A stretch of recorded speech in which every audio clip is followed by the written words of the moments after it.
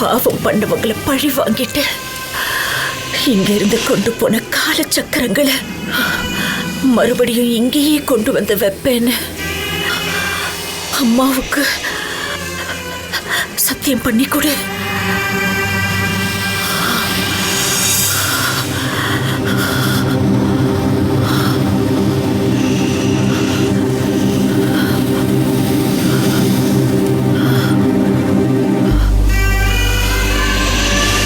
சத்தியம் பண்ணு.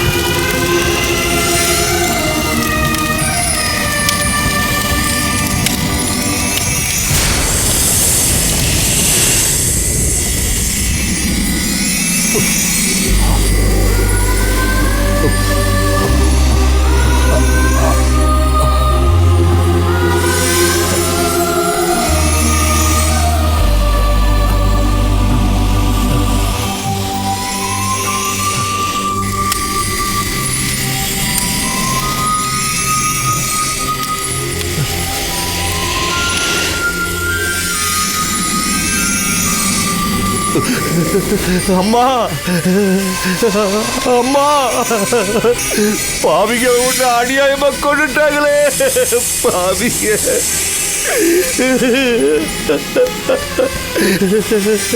அம்மா நந்தினி, அம்மாவை அநியாயமா கொண்டுட்டாங்களே, என்னால தாங்க முடியலையே. பாவிங்க அநியாயமா அம்மாவை கொண்டுட்டாங்களே. ஐயோ கொண்டுட்டாங்களே. ஐயோ அம்மா, கால சக்கரம் அதையும் துணிட்டாங்களே.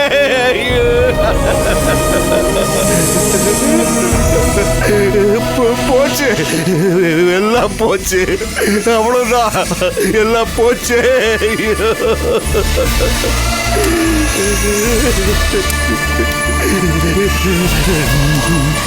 நந்தினி, நந்தினி விடாத, அவர்களை விடாத, கொல்லணும், நீ அவர்களை கொல்லணும். போ போ, கொல்லு, ஒரு ஆளு கூட உயிரோட இருக்க கூடாது. போ கொல்லு நந்தினி, அவர்களை கொல்லு. பார்வதி ஆன்மா அப்பத்தான் குளிரும். போ, அவர்களை கொல்லணும், கொல்லணும், அவர்களை கொல்லணும், கொல்லணும். என்ன பார்ட்னர், ராஜேஷ் இன்னும் வரல? குழந்தை கதையை முடிச்சிட்டு எப்படி வந்துருவான்? நம்ம போலாம்.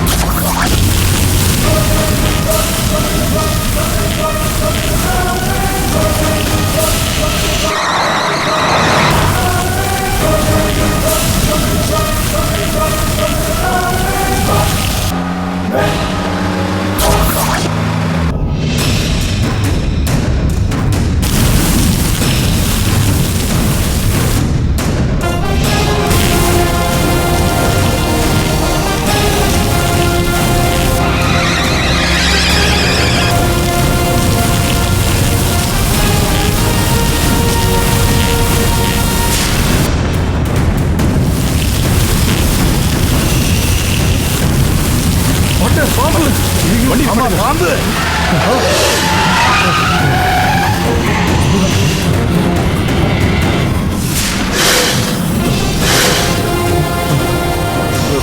பாம்பு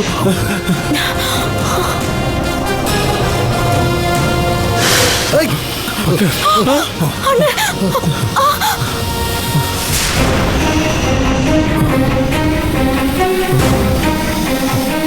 இப்ப என்ன பண்றது பார்ட்னர்?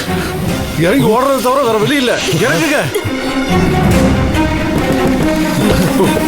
இறங்கி ஓடு, சீக்கிரம் ஓடுங்க. நீ வேகமா வா.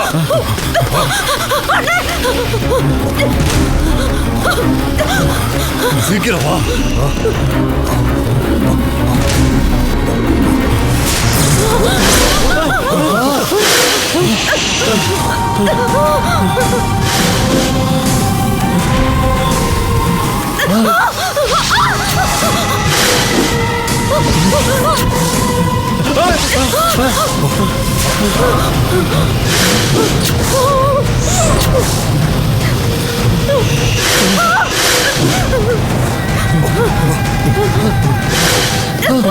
ராஜசேகர் பார்த்து.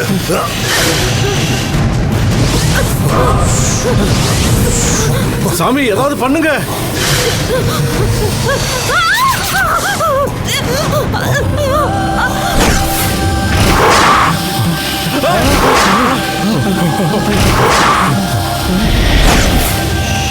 அந்த காலச்சக்கரங்களை எடுத்து காட்டுங்க. அதுக்கப்புறம் பாம்பு ஒன்னும் செய்யாம பറ്റില്ല. இந்த பாட்ல ஒன்னும் வேகம் ஆவட்ட. பாம்புக்கு நேரா காட்டுங்க. சீக்கிரம்.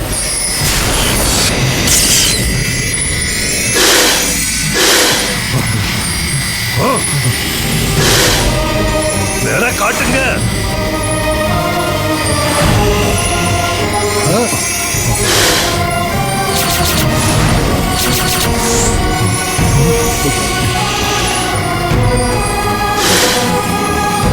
பாத்தீங்களா?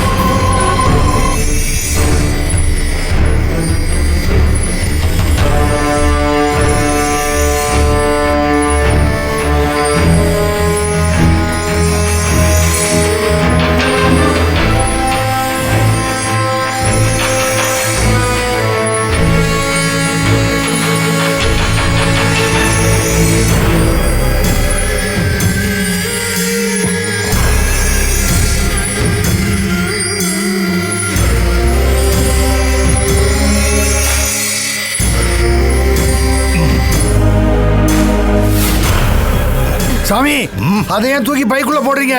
அதையும் கொண்டுடுங்களேன். இல்ல, நாம ஏற்கனவே சிவநாகத்தை கொன்னுட்டோம். இது சக்தி நாகம். இதுவும் செத்துட்டா காலச்சக்கரங்களுக்கு சக்தி இல்லாம போயிடும்.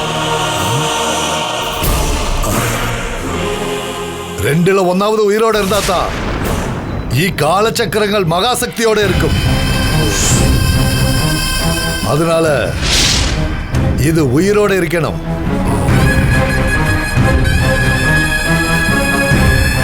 ஏன் சாமி, நல்ல பாம்பு சார பாம்புன்னு கேள்விப்பட்டிருக்கோம். அது என்ன சிவநாகம் சக்தி நாகம்னு புரியலையே சாமி. நாகவம்சத்துல அவதரிச்ச நீலகண்ட மகர்ஷிக்கும் அவரோட பத்தினி நஞ்சுமா தேவிக்கும் தங்களோட நாகவம்சம் சிவசக்தியோட அம்சமாகணும்னு எண்ணம் வந்தது. அதுக்காக நீலகண்ட மகர்ஷி சிவனை நோக்கியும் நஞ்சுமா தேவி சக்தியை நோக்கியும் நெடுங்காலம் தவம் செஞ்சாங்க. தவத்துக்கு பலனா நீலகண்ட மகர்ஷியோட குண்டலினி சக்திய சிவநாகமாக்கி சிவன் தன்னோட அம்சமாக்கிட்டாரு. நஞ்சுமா தேவியோட தபசு சக்திய சக்தி நாகமாக்கி பராசக்தி தன்னோட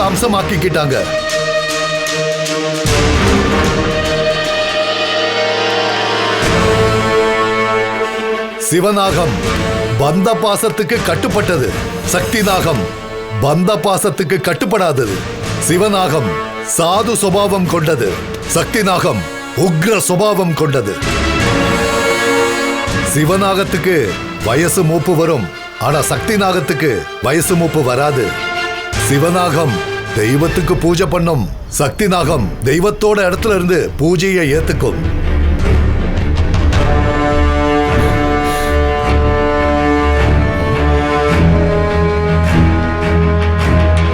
அது மாத்திரமல்ல, சில நாகதோஷங்களுக்கு பரிகாரமே கிடையாது. நாம சிவநாகத்தையே கொண்டு இருக்கோம், அது மகா சர்ப்பதோஷம். சிவநாக தோஷம்னா அத சக்தி பீடத்திலையும், சக்தி நாக தோஷம்னா அத சிவபீடத்திலையும் வச்சு தோஷ நிவர்த்தி செய்யணும்.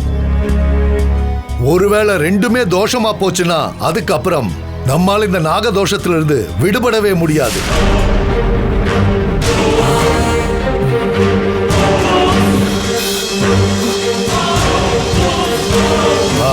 இனி ஒரு முக்கியமான விஷயம், சிவநாகங்களை கூட நெருப்பால அழிக்கலாம், ஆனா சக்தி நாகங்களை நம்மால அழிக்கவே முடியாது.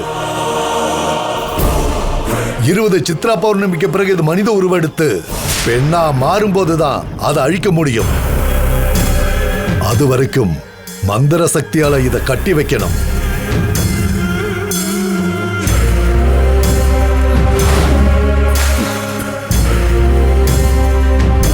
நாகம் நமக்கு கட்டுப்பட்டு இருக்கிற மாதிரி இத மந்திர கட்டுக்குள்ள அடக்கி வைக்கிறது என்னோட பொறுப்பு. அப்படின்னா இந்த நாகத்தை நீங்களே எடுத்துட்டு போயிடுங்க. ஏன் எல்லையில இதை வச்சு ஞான் பூஜை பண்றதுனால பலன் இல்ல. காலச்சக்கரத்தை வச்சிருக்கிறவங்க வீட்டுல வச்சுதான் இத கட்டு போடணும்.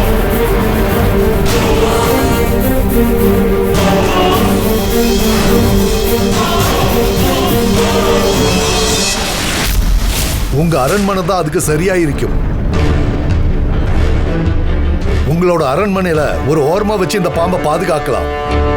வெளியாளுங்களுக்கு தெரியாமலும் இருக்கும், அது நம்ம கண்காணிப்புலையும் இருக்கும்.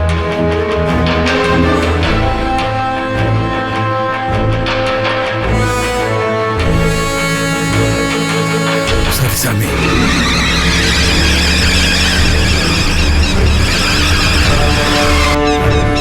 நம்ம எல்லாரையும் நம்பூதிரி காப்பாத்திட்டாரு.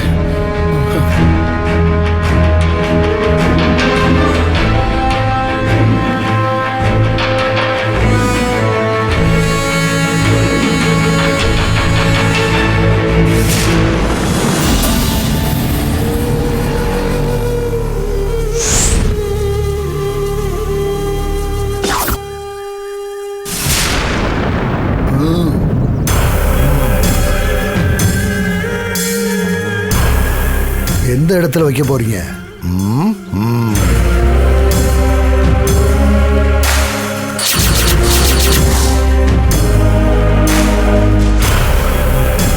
நீங்க 2 பேரும் போய் அவுட் ஹவுஸ்ல மம்பட்டியும் கடப்பாறை எடுத்துட்டு வாங்க. சரி பட்டார்.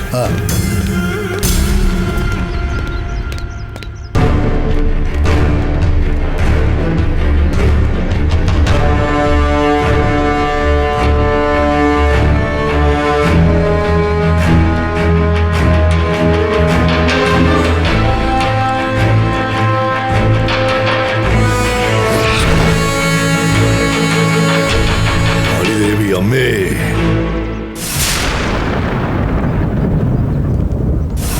இங்க சரியா இருக்கும், இங்க தோண்டலாம்.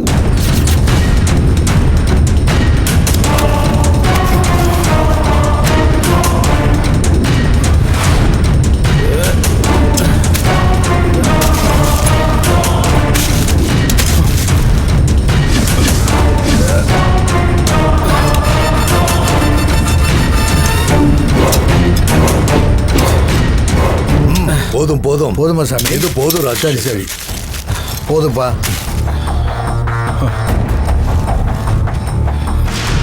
சாமி, இந்த பாம்பு நம்ம ராஜேஷை கொன்னுடுச்சு. இதை இப்படியே விட்டா நம்ம உயிருக்கு ஆபத்து. இதை கொன்னுட்டா என்ன? இது உயிரோட இருந்தா தான் காலச்சக்கரத்துக்கு சக்தி இருக்கும்னு நான் പറഞ്ഞതല്ലേ. காலச்சக்கரம் முக்கியம்தான், அதே சமயம் உயிரும் முக்கியம் இல்ல. ஆமா. பாம்பால உங்களுக்கு பிரச்சனை வராத அளவுக்கு ஞான் பாத்துக்கிறேன்.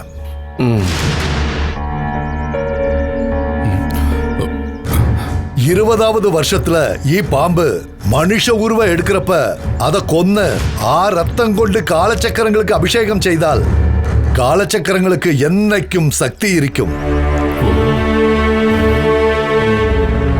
அது வரைக்கும் பாம்பு ஜீவனோட இருக்கணும். சரி சரி, உள்ள வைங்க.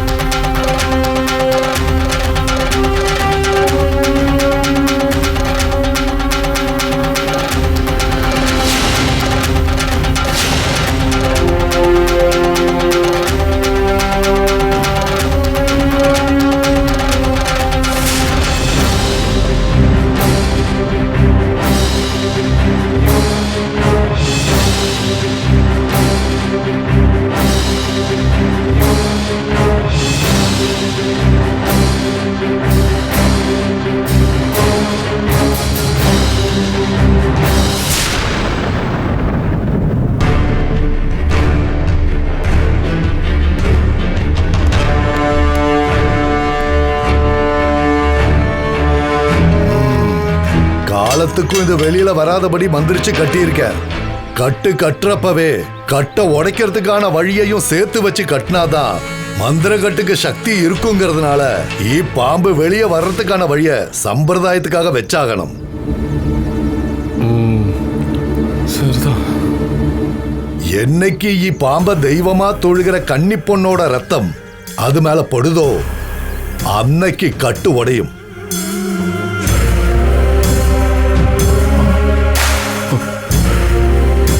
அதனால கன்னி பொண்ணுங்க யாரும் புத்து பக்கத்துல வராம பாத்துக்க வேண்டியது உங்க பொறுப்பு. அதுல மாத்திரம் ஜாக்கிரதையா இருக்கணும். சரிங்க சாமி.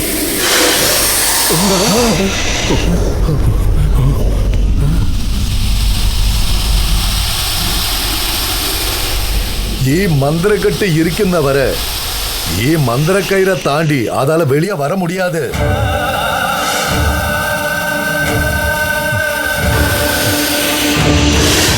அதனை தொட்டாலே இப்படிதான் ஷாக் அடிச்ச மாதிரி துடிக்கும்.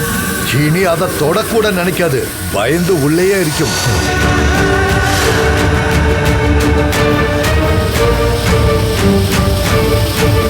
ஒவ்வொரு பௌர்ணமி அன்னைக்கும் மந்திரக்கட்டுக்கு தொடர்ந்து பூஜை செய்துட்டு வந்தாலே போதும். நாம பண்ற பூஜை மந்திர கயிறுக்கு சக்தியை கொடுக்கும், பாம்பு வெளியே வராம தடுக்கும்.